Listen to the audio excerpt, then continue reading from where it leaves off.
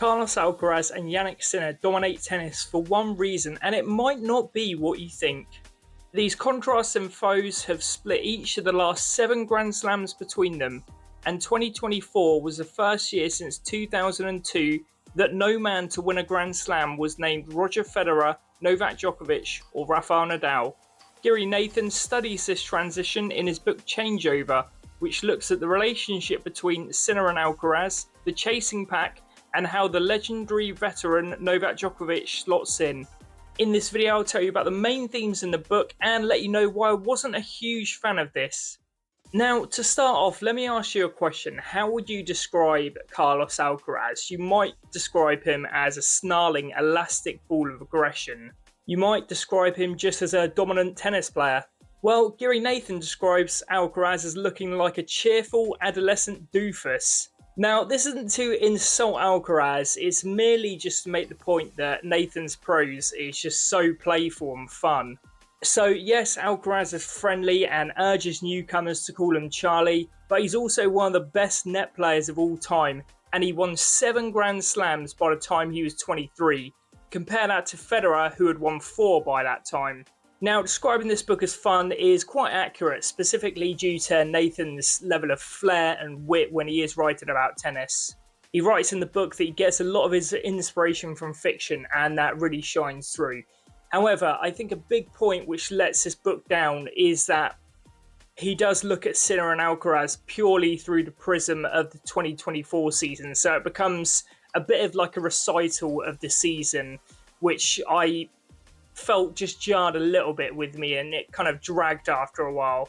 So while Alcaraz is very well known for his extroverted personality, Sinner was almost behind a veil, and Nathan describes him as a sheep who developed a taste for wolf. Nathan writes about how Sinner would dispatch opponents with the sobriety of a librarian stamping a book. So at age 24, Sinner, a former skier, had actually already won 4 Grand Slams, generating a stranglehold on his opponents with TNT-laced ground strokes. And in this book, it was obviously important for Nathan to obviously profile Sinner and Alcaraz in quite good detail, and I think he actually does that, to be fair to him. He discusses how Alcaraz is so competitive he wouldn't even want to lose a board game. He also recites how Alcaraz was the first player in history to beat both Nadal and Djokovic in the same clay court tournament. And interestingly enough, Alcaraz's first match on the Challenger Tour when he was 15 was actually against Sinner. And we, in fact, got quite an early indication of Alcaraz's resilience and determination when he rallied from 3-love down in the final set to actually beat Sinner.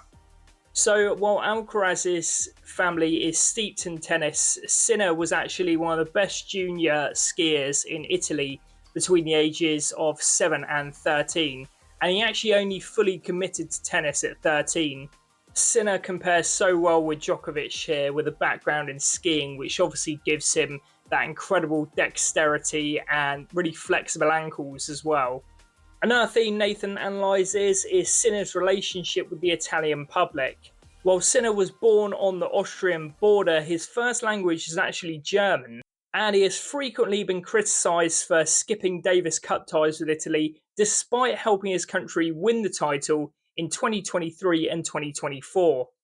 Indeed, the Gazzetta dello Sport once wrote there is no romantic feeling through Sinner. Regardless, after winning the Davis Cup with Italy in 2023, Sinner was actually paraded before an AC Milan match at the San Siro. The AC Milan fans loved it and ended up chanting Sinner's name back at him. This was of course shortly before the 2024 season when Alcaraz and Sinner would split the Grand Slams between them. And as Nathan writes, the two are set to butt heads for the next decade or so, but are they actually friends?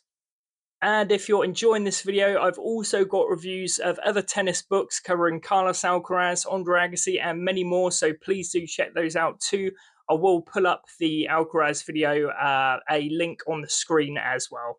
So, Alcaraz once described Sinner as his special friend, and the two actually chatted quite warmly and amicably during a rain delay in their match at the 2024 Indian Wells Open.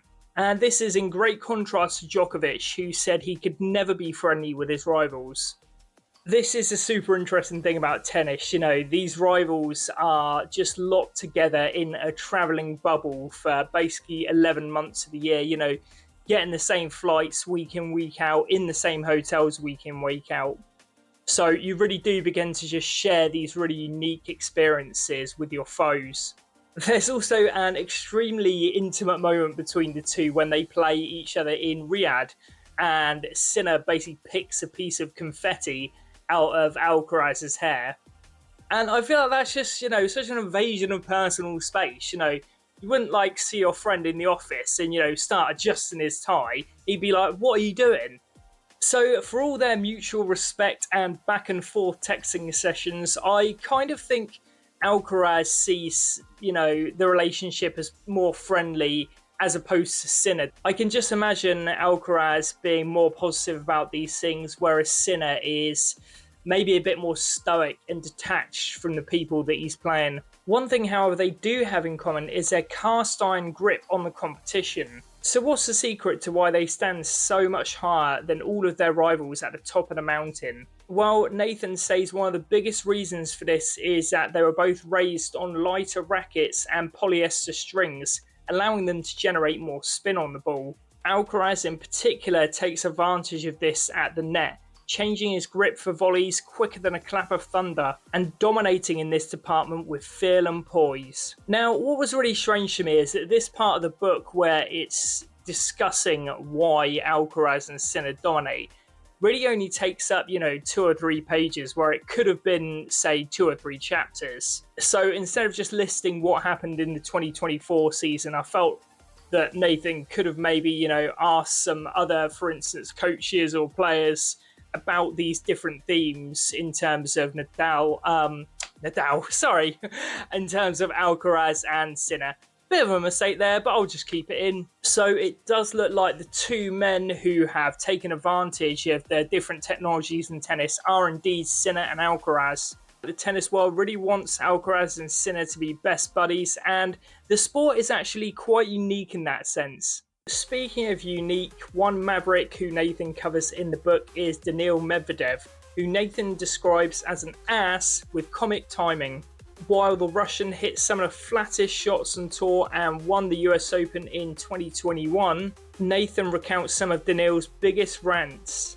There was one time when the players were at the Tokyo Olympics in stifling conditions in terms of the heat, and Medvedev said, "If I die, will the ITF take responsibility?" He also said of the Greek player Stefanos Tsitsipas, he's a small kid who doesn't know how to fight. Now, while Medvedev has all the wingspan and defensive nous to trouble anyone on tour, I would definitely counter Nathan's argument that Medvedev was their biggest threat to Djokovic, Federer and Nadal. I mean, when I read this, I just could not believe it. I mean, has he not heard of Andy Murray? So basically, look at the stats. Andy Murray was world number 1 for double the amount of weeks than Medvedev, and Murray won 3 Grand Slams to Medvedev's 1. Plus, like, just look at the history. I mean, Murray was beating Federer when he was a kid. I mean, I don't know. This was just one of the craziest things I've read, and it's just completely false. Still, for all that, Nathan does profile Medvedev really, really well as part of what he terms tennis's permanent underclass. He talks about Medvedev and how his legs are always buckling, his knees aren't knocking together, but somehow he gets results. So I do disagree with some of what Nathan says in this book. I'm not a massive fan of the book, but you have to say, you know, it is a lot of fun and he has a brilliant turn of phrase in terms of describing and analysing the sport. Nathan, of course, couldn't complete this book without covering Djokovic, who last won a slam in 2023. Indeed, 2024 was actually the first year that he hadn't won a slam since 2017. He describes Djokovic as the solitary final boss, which, although I'm not a massive computer game fan, I think that's a nice nod to another form of media. According to Nathan, Djokovic's tennis is airtight and hermetic, which I think is a really, really astute way to describe it, especially on the serve. So I remember, you know, first watching Djokovic, say, 20 years ago when he came on the tour, and he was bouncing the ball, you know, 30 times before serving. And he's definitely got so much more clinical in terms of that side of it. And he's just one of the most ruthless competitors the sport has ever seen. However, since the start of 2024, Djokovic is down 3-2 against Alcaraz and 4-1 against Sinner. And that just shows how much Alcaraz and Sinner are just marching through the competition at the moment. So, although this book is fun to read, I just felt slightly flat after I got through about a third of it. The majority of the book is just basically saying what happened in terms of social media posts, what happened in the matches, what happened in press conferences, and it's so recent. This is only going back like not even 18 months, and it was just stuff that I just already knew, and I just felt like I didn't really learn anything. So I think if you weren't really a tennis fan, or didn't really watch too much tennis, but you just wanted to learn more about Alcaraz and Sinner, I think you would definitely eke a bit more value and enjoyment out of the book. The book was also just so predictable in terms of its structure, and there were times where I just felt like skipping entire chapters. So yeah, I think Giri Nathan is an incredible writer with such a nice turn of phrase, but yeah, wasn't a fan of this at all. But yeah, thanks so much for watching. See you soon.